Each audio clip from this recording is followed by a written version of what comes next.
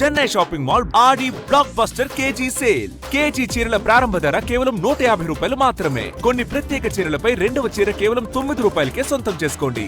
ఉక్రెయిన్పై యుద్ధం చేస్తున్న రష్యాను కట్టడి చేసే నెపంతో ఆ దేశం నుంచి ముడి చమురును కొనుగోలు చేస్తున్న భారత్పై కొరడా జులిపించేందుకు అమెరికా సిద్ధమైంది.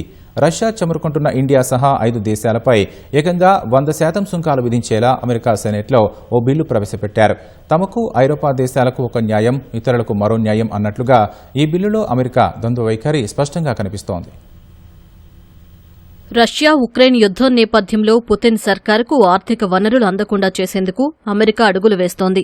ఇందులో భాగంగా రష్యా నుంచి అత్యధికంగా చమురు కొనుగోలు చేస్తున్న ప్రపంచంలోని టాప్ 5 దేశాలపై 100% టారిఫ్లు విధించేందుకు సెనేట్లో గురువారం ఒక బిల్లును ప్రవేశపెట్టారు.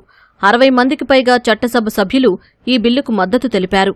ఈ చట్టం ప్రకారం చైనా, భారత్, స్లోవేకియా, హంగేరీ, అజర్బైజాన్ నుంచి అమెరికాకు ఎగుమతయ్యే వస్తువులపై 100% అదనపు సుంకాలు విధించనున్నారు.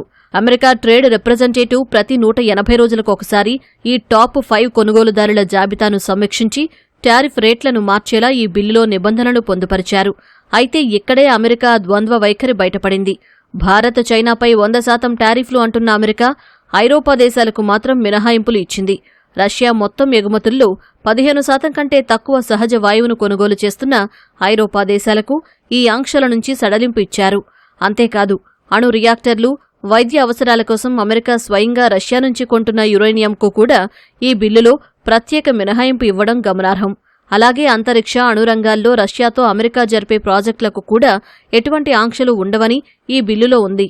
అంటే తమ అవసరాలకు ఒక రూల్, భారత్ లాంటి దేశాలకు మరో రూల్ పెట్టి అమెరికా ద్వంద్వ వైఖరి ప్రదర్శిస్తోంది. డెమోక్రాట్ సెనేటర్ రిచర్డ్ బ్లూమెంతాల్, ఇటీవల కన్నుమూసిన రిపబ్లికన్ సెనేటర్ లిండ్సే గ్రాహం ఈ బిల్లును సంయుక్తంగా రూపొందించారు. నిజానికి గతంలో రష్యా నుంచి చమురు కొనుగోలు చేస్తున్న దేశాలపై 500% టారిఫ్ విధించాలని భావించినా ఇప్పుడు దానిని 100%కి మార్చారు. అయితే రష్యా చమురు కొనుగోలు విషయంలో భారత్ మొదటి నుంచి తన వైఖరిని స్పష్టంగా చెబుతూనే ఉంది. 140 కోట్ల మంది భారతీయుల ఇంధన అవసరాలను తీర్చడమే తమ ప్రథమ ప్రాధాన్యమని, ఎవరి వద్ద చౌకగా ఆయిల్ దొరికితే వారి దగ్గరే కొంటామని భారత ప్రభుత్వం గతంలోనే అమెరికాకు తేల్చి చెప్పింది.